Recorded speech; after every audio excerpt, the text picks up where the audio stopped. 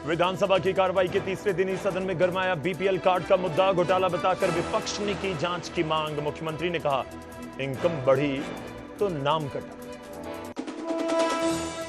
नशे के खिलाफ सरकार का साइकिल मार्च। मंत्रियों और विधायकों के साथ साइकिल और ई रिक्शा से विधानसभा पहुंचे मुख्यमंत्री। नशे के खिलाफ स्पीकर ने किया था मार्च का आह्वान। हिसार एयरपोर्ट से जयपुर रूट पर फ्लाइट शेड्यूल को मंजूरी।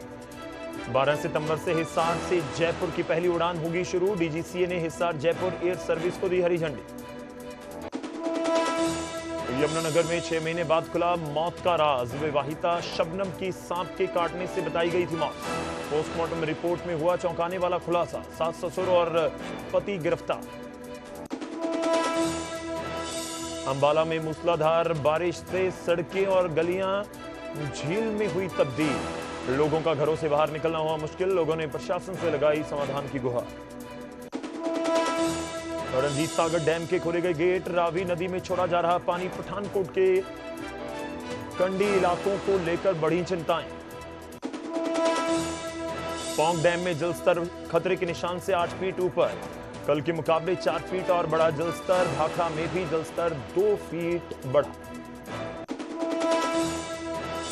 हिमाचल में ब्यास नदी का खौफनाक रूप। कुल्लू में ढहा मकान। मनाली में नदी में बह गई पिकअप वैन। जम्मू कश्मीर के डोडा में फटा बादल। 3 लोगों की दर्दनाक मौत। जम्मू में रोकी गई वैष्णो देवी यात्रा। हेडलाइंस के प्रायोजक पतंजलि गाय का घी, मां का भरोसा, प्यार से परोसा।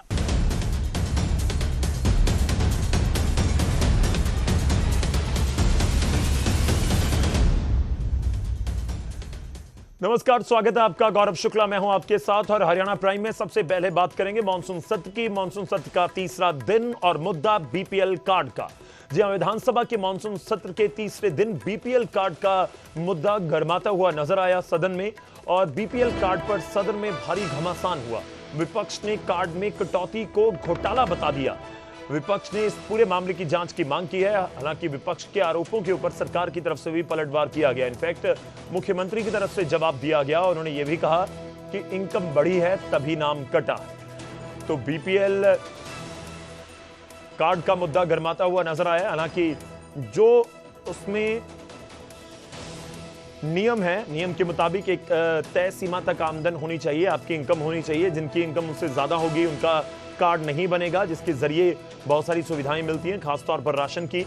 और बीपीएल कार्ड यानी कि below poverty line BPL card जो हैं बनाए गए हरियाणा में, उनमें से कुछ कार्ड कटे हैं या काटे जा रहे हैं, जिसको लेकर विपक्ष की तरफ से सवाल उठाए गए। तो सत्ता पक्ष का तर्क है कि इनकम बढ़ने की वजह से कुछ लोगों के नाम या कार्ड काटे गए हैं। तो इस मुद्दे के ऊपर सदन के अंदर हंगामा होता हुआ नजर आया।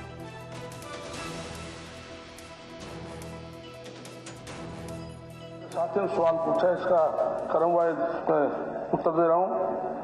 बीपीएल श्रेणी में 1 जनवरी 2024 से 31 जुलाई 2025 की अवधि के दौरान 8,73,507 परिवार जोड़े गए और 9,68,506 परिवारों से बाहर किए गए।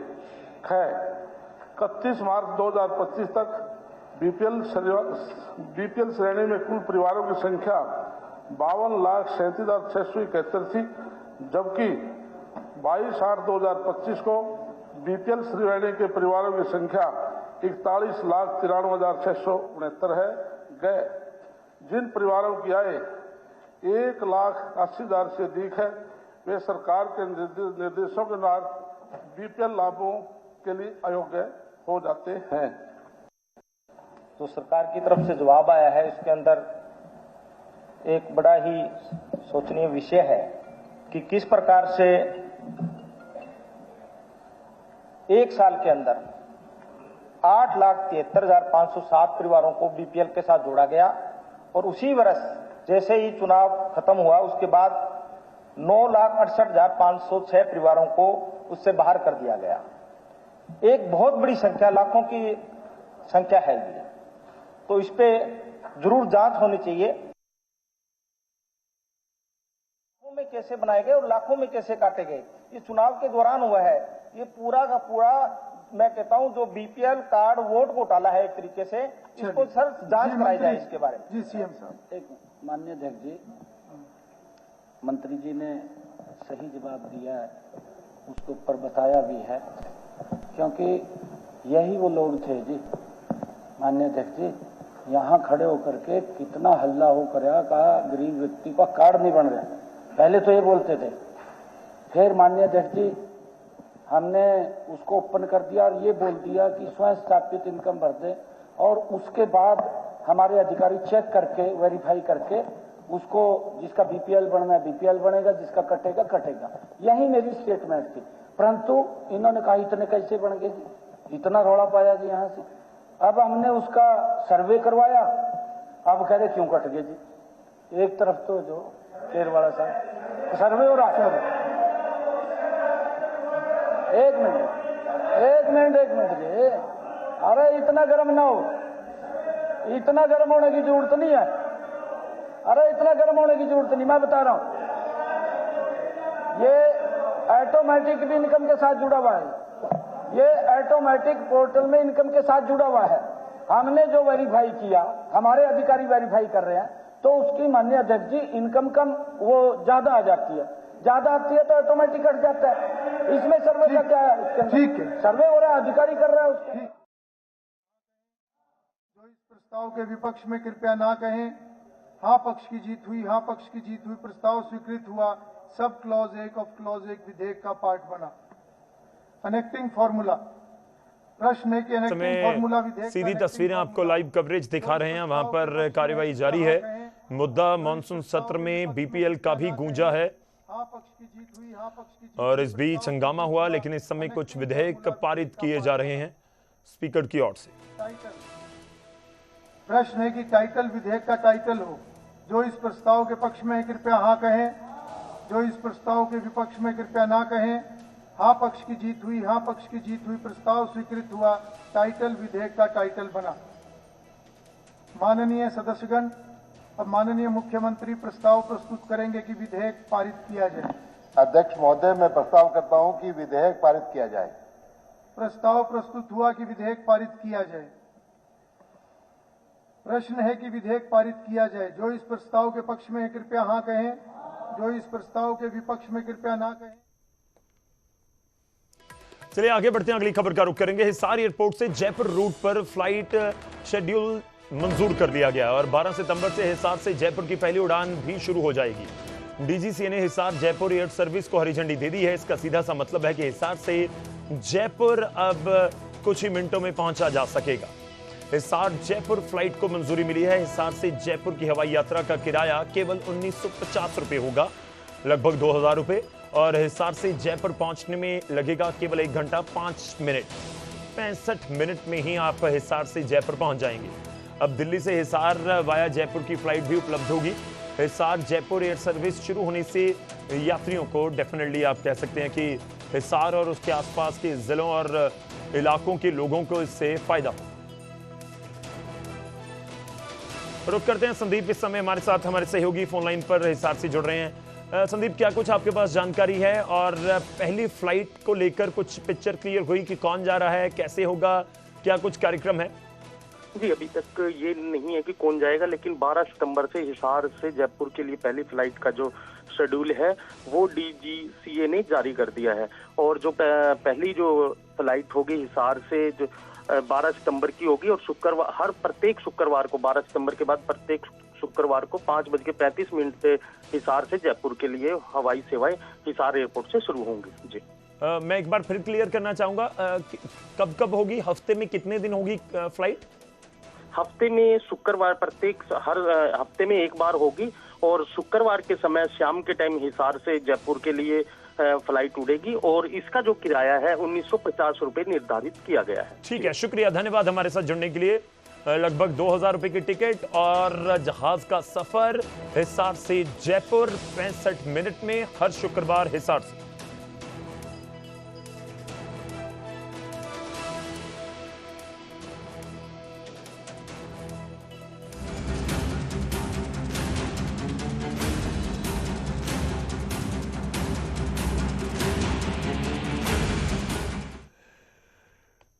चलिए आगे बढ़ते हैं और अब बात कुदरत के कहर की करेंगे। और इस समय स्थिति खासतौर पर हिमाचल प्रदेश और पंजाब में बहुत ही भयावह हो चुकी है। कुल्लू में कुदरत का कहर देखने को मिला। ब्यास नदी की चपेट में घर आ गया। कुछ तस्वीरें आपकी स्क्रीन पर कुछ ही पलों में आएंगी।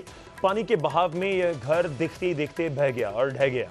नुकसान हुआ है डेफिनेटली, और उसकी तस्वीरें अपने आप कहानी को बयां कर रही हैं। और ये तस्वीरें हर साल की हैं, क्योंकि बिल्कुल जो नदी के किनारे बसे हुए घर होते हैं उनकी स्थिति इस तरीके की होती है। पानी बढ़ने की वजह से मिट्टी उसमें के नीचे से निकलती रहती है और फिर उसके बाद ऐसा मंजर नजर आता है। जिसने ये बनाया, जिसका घर होगा, उसका तो बड़े स्तर पर नुकसान हुआ है। सामने लोग खड़े हुए नजर आ रहे हैं। और कुल्लू की ये तस्वीरें हैं। कुल्लू मनाली हाईवे बंद हुआ है, डाइवर्ट किया गया है अलग अलग जगह से रूट को, और लगातार हिमाचल में बारिश हो रही है और उसकी वजह से दिक्कतें भी लगातार हिमाचल वासियों को आ रही हैं।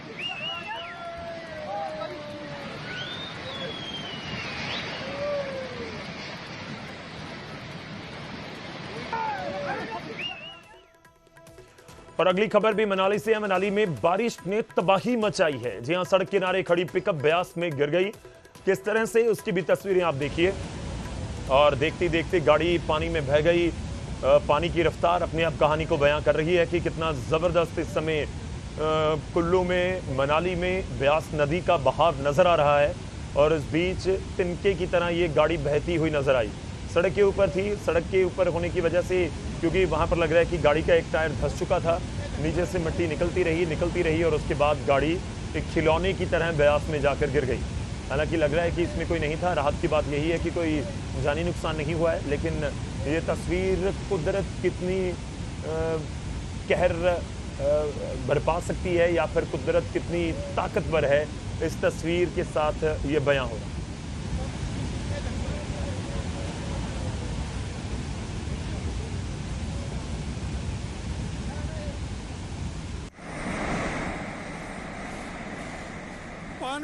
मनाली के बाद आपको अब किन्नौर की तस्वीरें दिखाएंगे। किन्नौर के पनबी घाटी में बादल फटा है और बादल फटने से बाढ़ आ गई। और उसकी तस्वीरें आप देखिए। लगातार बारिश से उफान पर है नाले। बाढ़ के पानी ने सतलुज नदी के बहाव में भी खलल डाला। किसी प्रकार की कोई जानी क्षति नहीं हुई है, ऐसी कोई खबर नहीं है। राहत की बात है। पागल नाला के पास अवरुद्ध हुआ है NH और उसको फिलहाल बहाल किया गया है। लेकिन निगुल सरी स्लाइडिंग पॉइंट अभी भी बंद है। ये किन्नौर की स्थिति है। जो किन्नौर को बखूबी जानते हैं वो समझ रहे होंगे कि कौन कौन से पॉइंट्स का मैं जिक्र कर रहा हूँ। लेकिन ये जो पानी का तेज बहाव है इस समय हिमाचल प्रदेश में, और ये सीधा आप देखिए कि ब्यास नदी से होता हुआ आगे मैदानी इलाकों, खासतौर पर पंजाब की तरफ पानी बढ़ेगा। वहां पर भी दिक्कतें डेफिनेटली लोगों को सहन करनी पड़ सकती। पानी में बादल फटता हुआ और पूरी सतलुज ब्लॉक। और जम्मू कश्मीर लिए चलते हैं आपको। जम्मू कश्मीर के डोडा में भी बादल फटा है और बादल फटने से 3 लोगों की वहां पर मौत की खबर है। डोडा के सुनो नाले में ये सैलाब आ गया। पानी और इसकी स्पीड सब कुछ आप देख पा रहे हैं। दरअसल बादल फटना यही है कि बहुत ही कम समय में, कुछ ही मिनटों में एक जगह पर बहुत ही ज़्यादा बारिश हो जाना और उस पूरे इलाके को जलथल ये कर देता है पानी। और उसके बाद स्थिति आप देखिए डोडा, जम्मू कश्मीर की डोडा के सुनो नाले की ये तस्वीरें हैं जहां पर सैलाब आया। पानी की तेज धारा में कई घर बह गए। राहत और बचाव कार्य जारी हैं। नदियां नाले इस समय उफान पर हैं और उसकी वजह से जम्मू में वैष्णो देवी यात्रा को भी रोकना पड़ा है। खराब मौसम की वजह से यह फैसला लिया गया है।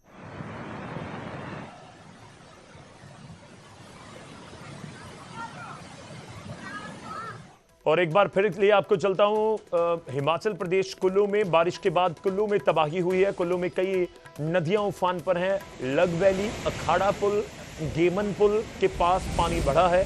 भूतनाथ पुल और जिया पुल के पास भी पानी जबरदस्त नजर आ रहा है और उसकी स्पीड भी आप देखिए तस्वीरों में। और ये आप कहिए कि एक तरह से लोगों के मन में भी भय पैदा कर रहा होगा, ना केवल पहाड़ी राज्यों में बल्कि मैदानी इलाकों में भी। पानी तो पहाड़ से कहाँ जाएगा, नीचे ही आएगा और नीचे आएगा तो मैदान में, डैम में आएगा, डैम में आएगा तो छोड़ना पड़ेगा और उसका असर ब्यास और सतलुज में, पंजाब में नज़र आ सकता है। रावी की तरफ उसका असर नज़र आ सकता है जो पहाड़ों में इस समय बरसात हो रही है उसकी वजह से।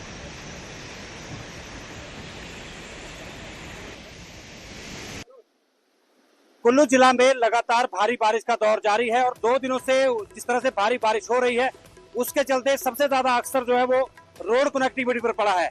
कुल्लू जिला की बात करें तो लगभग 150 से अधिक ग्रामीण क्षेत्र की सड़कें बंद है, जबकि कुल्लू मनाली लेह नेशनल हाईवे जो है पूरी तरह से जगह जगह पर टूट गया है, जिसके चलते आवाजाही प्रभावित हुई है। इस वक्त हम कुल्लू जिला मुख्यालय के साथ हैं। आप देखते हैं कि यहाँ पर भी जो है ये जो ब्यास नदी का जलस्तर में जिस तरह से लगातार बढ़ोतरी हो रही है, आप देखते हैं कि ब्यास नदी जो है पूरी तरह से रौद्र रूप में बह रही है और लगातार जिस तरह से सुबह से पानी की मात्रा जो है वो लगातार बढ़ रही है। तो कहीं ना कहीं आप देखते हैं कि ब्यास नदी के रौद्र रूप से जो है भारी जो ब्यास नदी के किनारे पर रह रहे लोग हैं उनको जो है एक डर का माहौल है और लगातार पानी की मात्रा बढ़ रही है और जिसके चलते ब्यास नदी के दोनों किनारों पर जगह जगह पर भारी नुकसान हुआ और कई रिहायशी इलाकों में जो है वो पानी घुसा है और उसके चलते बहुत जगह पर लोगों को नुकसान हो रहा है। बहुत सारी जगह पे प्रशासन की तरफ से लोगों से जो है वो सुरक्षित स्थान पर जाने के लिए लोगों को अलर्ट जारी किया है। इस वक्त आप देखते हैं कि यहाँ पर जो सड़क टूटी है और उसके बावजूद सड़क पूरी तरह से नीचे से खोखली हो गई है और कहीं ना कहीं यहाँ पर अगर बात करें तो सड़क टूटने के कारण जो है फिलहाल यहाँ पर कनेक्टिविटी चल रही है, लेकिन जिस तरह से ये सड़क भी धीरे धीरे टूट रही है उसके चलते कुल्लू जिला मुख्यालय की अगर बात करें तो कुल्लू जिला मुख्यालय की कनेक्टिविटी जो है वो फिलहाल बाधित हो जाएगी, जिसके चलते यहाँ पर लोगों को तो काफी दिक्कतों का सामना करना पड़ेगा।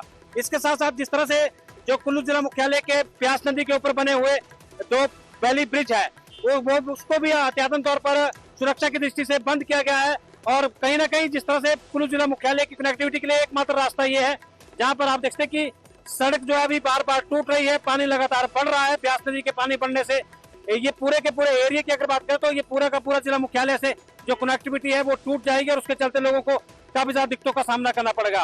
कहीं ना कहीं कुल्लू जिला की बात करें तो कुल्लू जिला में लगातार भारी बारिश के चलते ब्यास नदी के रौद्र रूप से जो है जगह जगह पर भारी तबाही हुई है, चाहे वो मनाली उपमंडल की बात करें, कुल्लू उपमंडल की बात करें और इसके अलावा अगर बात करें तो पार्वती नदी में भी इस तरह से ही पानी की मात्रा में बहुत ज्यादा बढ़ोतरी हुई है और कहीं ना कहीं ये जगह जो अब इसके बाद असुरक्षित है, लेकिन यहाँ पर लोग चल रहे हैं, लेकिन पुलिस की तरफ से यहाँ पर कोई। और उधर ब्यास नदी के कारण कुल्लू में भी हालात बिगड़े हैं। बढ़ते पानी के कारण स्यू बाग पुल टूट चुका है। तेज पानी के बहाव में पुल बह गया और तस्वीरें उसकी भी आप देखिए। पानी का बहाव इस तरह से होता है कि कोई भी चीज आए तो उसको क्षति पहुंचा सकता है और जो थोड़ा सा कमजोर होगा उसको पानी छोड़ेगा नहीं। बड़े बड़े पुल पानी की वजह से खत्म हो जाते हैं या नुकसान उनको पहुंचता है और इस बीच ये तेज पानी के बहाव में पुल बह गया। कुल्लू की ये तस्वीरें।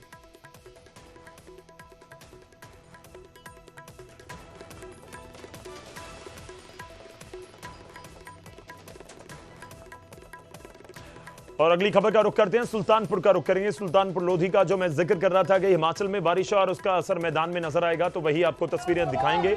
सुल्तानपुर लोधी के अहली कला में बांध टूटा है। तेज बहाव के कारण ब्यास का अस्थायी बांध टूट गया। एक बड़े इलाके में मंडरा रहा है बाढ़ का खतरा और इस बांध को मजबूत करने का काम 20 दिनों से स्थानीय लोग कर रहे थे, जो वहां पर गांव के लोग हैं। कमजोर जगहों पर बांध को मजबूत करने का काम कई दिनों से चल रहा था, लेकिन फिर भी तेज बहाव की वजह से जमीन का एक बड़ा कटाव हुआ है और उसकी तस्वीरें आप देखिए। बांध टूटने का एक वीडियो भी सामने आया जिसमें जो स्थानीय लोग हैं, इलाके के लोग हैं, वहां पर खड़े हुए हैं और उनकी आंखों के सामने धीरे धीरे कटाव होता होता उस पॉइंट पर पहुंच गया जहां पर एक हिस्सा टूट गया और लोगों को पता है कि उनके घरों की तरफ ये पानी बढ़ रहा है, उनके खेतों की तरफ ये पानी बढ़ रहा है, तो वो किस तरह से उसमें उसको रोकने की कोशिश कर रहे हैं। और पानी का बहाव, इतने बड़े नदी से पानी आ रहा हो तो आप कैसे रोक सकिएगा। और उस तस्वीरों को देखिए। इस बीच एक शख्स बहुत भावुक तरीके से आगे बढ़ने की कोशिश कर रहा है तो दूसरे उसको रोक रहे हैं कि इसको अब कुछ नहीं किया जा सकता, ये बांध को फिर से बांधना होगा और ये एक बड़ा लंबा प्रोसेस है और उसके लिए प्रशासन की मदद तो डेफिनेटली चाहिए होगी। और खासतौर पर पानी का जो लेवल इस समय है सुल्तानपुर लोधी में, उसको कम होने का भी इंतजार करना होगा और उस बीच तबाही बहुत बड़े स्तर पर होगी। ये तस्वीरें सुल्तानपुर लोधी में, क्या कुछ लोग वहां पर बात कर रहे हैं जब पानी का ये बांध टूटा है। इस तस्वीरों को भी देखिए, मैं आपको सुनवाता हूं कि लोग क्या बात कर रहे थे उस समय।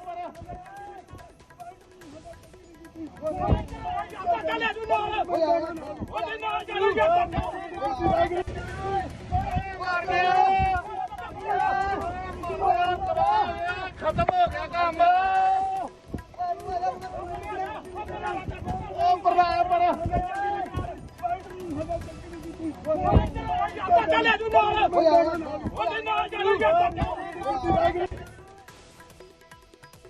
आपको यह भी बता दें कि जिस जगह की आपको तस्वीरें दिखा रहे थे, 2023 में भी इस जगह से बांध टूटा था, जिसके बाद लगभग 35 गांव की हजारों एकड़ फसल तबाह हो गई थी। और वही आप कहिए कि डर खौफ इन लोगों में नजर आ रहा है।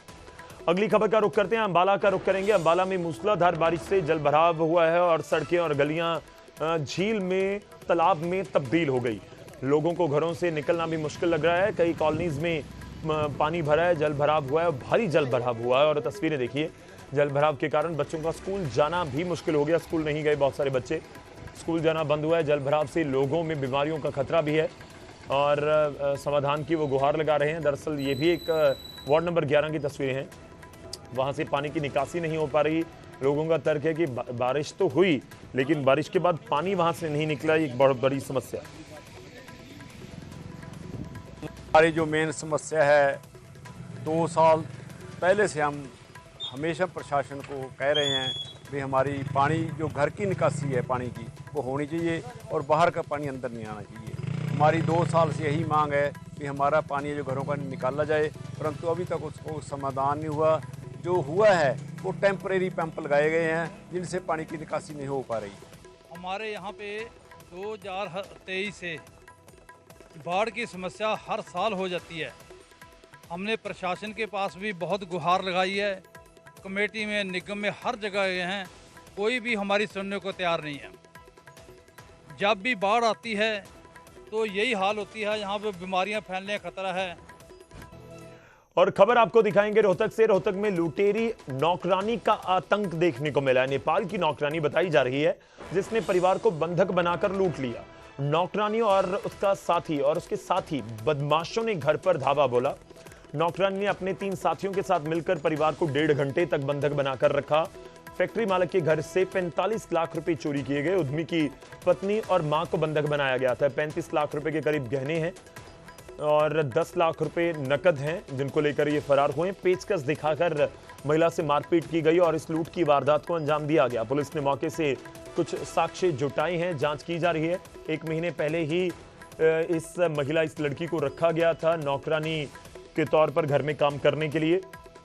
और एक वह कहावत है कि घर का भेदी लंका ढाई, वही कुछ होता हुआ नजर आया कि कहीं ना कहीं इस नौकरानी ने पहले घर की पूरी जानकारी इकट्ठी की। उसको पता था कि घर में इतनी बड़ी राशि या फिर आभूषण हैं और उसके बाद अपने 3 साथियों के साथ मिलकर इस पूरी घटना को अंजाम उसकी तरफ से दिया गया।